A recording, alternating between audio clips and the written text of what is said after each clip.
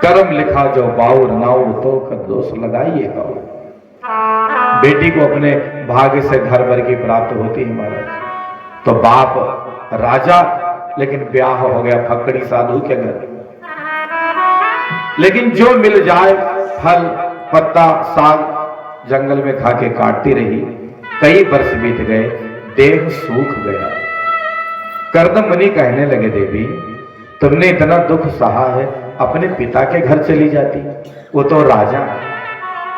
देवहूति कहती है कि जब किसी कन्या का ब्याह हो जाता है तो उसको अपना ससुराल ही स्वर्ग से सुंदर लगना चाहिए। ध्यान दीजिए। और मैं मेरी माताओं बहनों को प्रार्थना करता हूं कि यदि आपने अपनी बिटिया का ब्याह करके विदा कर दिया है तो ज्यादा फोन मिला गाइडलाइन न दो, नहीं तो वो गृहस्थी सत्यानाश हो जाएगी।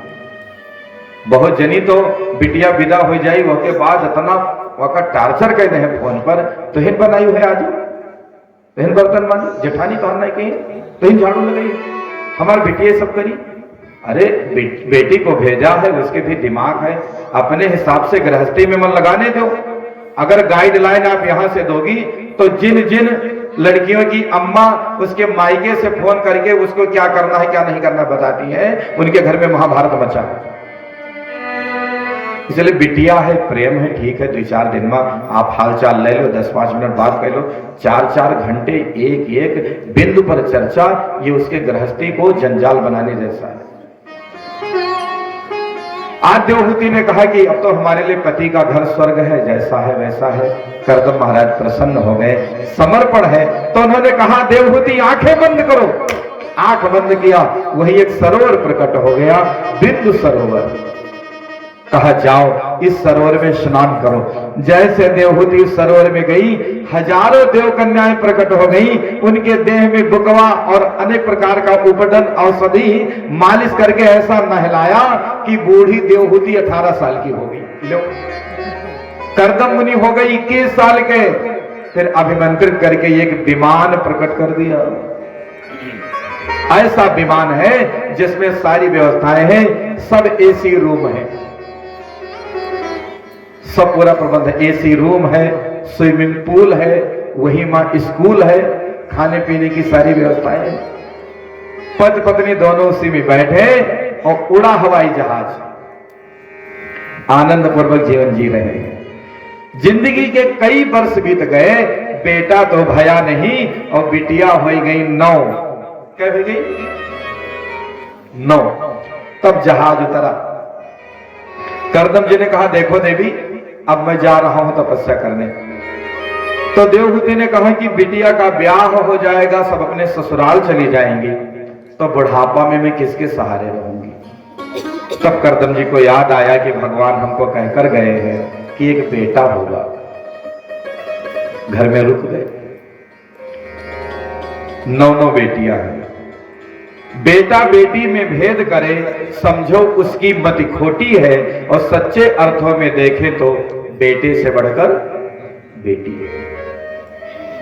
घर में बेटा पैदा हो जाए तो लोटा थरिया ऐसा बजे है फूट जाए चाहे, और बिटिया पैदा हो जाए तो सास का मुंह यही मेरे बनी जो फोटा कटोरा। कोई पूछा चाची का भगनाई के भवानी और का भा लो, इनके लाख 11,000 वोल्टेज के करंट। अरे तुम तो कोई भवानी न हो। कह के लड़का सिंहासन दिया है, कह के बिटिया फांसी दिया है। सब अपने भाग्य का खाते हैं, इसलिए बिटिया जन्म ले तो भी उत्सव मनाओ। अब बताओ, बेटे से आगे तो बेटियां हैं। बिटिया का सही पढ़ाई लिखाई कराए दो तो लड़कियां लड़कों से बहुत आगे रहती हैं पढ़ने लिखने। सबसे ज्यादा नंबर बिटिया पाओ थी इम्तिहान। डॉक्टर बिटिया, मास्टर बिटिया, पुलिस बिटिया, इंजीनियर बिटिया, वैज्ञानिक बिटिया, स्कूटर चलावे बिटिया, कार चलावे बिटिया, तम्बाकू खाए बिटिया, बगही वाली नहीं खाती। एक जगह हम कथा करे गए तो झाड़ू लगाए वाले कहा लगे, पंडित जी ये महिलाएं जौने तरफ बैठे थी, एक टोकरी आस्की के पुड़िया बटोरी थे रोज, और रोजे हाथ जोड़ी कि आप लोग देवी हो। देवियों को सब शोभा नहीं देता है, लेकिन मानी नहीं, वो मांगी। अगर बिटिया मन लगा दे पढ़ाई लिखाई में तो इतना आगे जा सकती है कि उसकी कोई बराबरी नहीं कर सकता। और वही बिटिया कलह कलेश में मन लगाए दे तो वैसे बड़ा जंजाली कोई नहीं हो सकता है। एक जने ब्याह करे खातिर लड़की देखेंगे तो बहुत कुछ पूछ डाली, अंत में कहीं रामायण पढ़ लेती हूँ, कहीं हाँ, कहीं महाभारत, कहीं तोहरे घरे में कहीं के देखेंगे तो बहुत जन के पता ही महाभारत कहीं के देखावत ही, लेकिन बगही वाली ठीक ही। बोलो भागवत महापुराण की जय। तो बंधुओं एवं बहनों, मैं आप सभी को प्रार्थना कर रहा था कि बिटिया पैदा हो तो भी खुश हो। एक जन के घरे बिटिया पैदा भय, मोहल्ला वाली कहीं चाची पोते ना आई गए, कहीं ना आई गई तो कहीं कुछ रामायण रामायण करी हो, कहना सुबह यज्ञ करो, इनके रामायण कर रहे तो कहने सत्यनारायण कथा है कहीं डालो, कहना कहीं तो हवन ये करा दो, कहना हाँ फिर वो नहीं आवे, हवन कराए फिर वो नहीं आवे। इसलिए बेटा बेटी में भेद मत करो भैया, बेटा बेटी में भेद करना व्यक्ति की ओछी मानसिकता का सूचक है। पढ़ेगी बेटी तो बढ़ेगी बेटी, बिटिया को भी पढ़ाओ जैसे बेटे को पढ़ाते। बेटी को जितनी परवाह है अपने माता पिता के मान सम्मान की, बेटे को भी है पर उतना नहीं। बंधुओं, 9 बिटिया हो गई, करदम महाराज रुके रहे, तब 10वें पुत्र सांख्य योग के उद्गाता भगवान नारायण स्वयं उनके बेटे कपिल के रूप में प्रकट हो गए। बोले कपिल भगवान की। करदम मुनि ने अपने 9 बेटियों का ब्याह कर दिया और फिर कहने लगे, देवी अब आप मां बेटे अपनी गृहस्थी संभालो, आई एम गोइंग टू जंगल। जंगल चले गए तपस्या करें।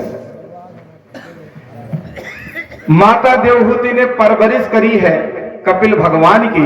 जब वे 5 साल के हो गए तो एक छोटी सी व्यास गद्दी बनाई, कपिल देव को बैठाया, धूप आरती करने लगी। कपिल कहते हैं, मैया ये उल्टी गंगा काहे बहा रही हो, बेटे को मां की पूजा करनी चाहिए, आज अम्मा बेटे की पूजा कर रही हैं। माता देवहूति कहती हैं, आप हमारे बेटा बनकर भले ही आए हो, लेकिन मैंने आपको पहचान लिया, आप परम प्रभु हो।